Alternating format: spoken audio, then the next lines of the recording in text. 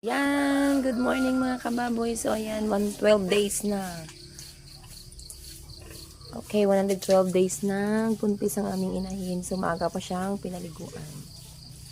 So ayan. So, malapit na talaga siyang mga anak. So ilang tulog na lang. Isang tulog na lang at pagkabukas ay mga anak na siya. So ayan na yung mga didi niya. Yan. So, isang tulog na lang. Yan.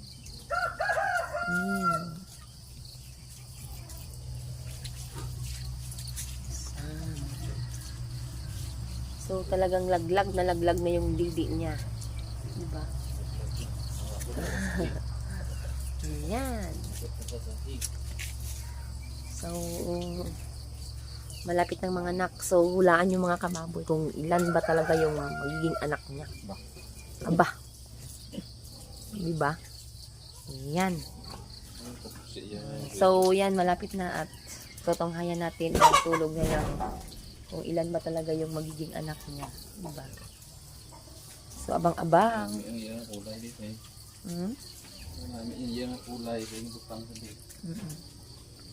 So, yan. 112 days na siyang buntis. Diba? Yan. Kaya humingi. Para pag-apot ng bata niya. So, ayan. Ito yung nag-aalaga. Yan, mga kababoy.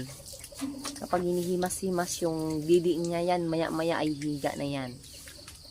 Yan. So, ayan.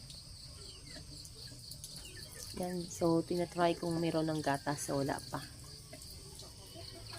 Baka bukas, meron na. Wala pa. Buwas sa hapon niya. Buwas sa hapon. So, masyado siyang mahaba. Anong lahi pa? Landrace at saka Dorok.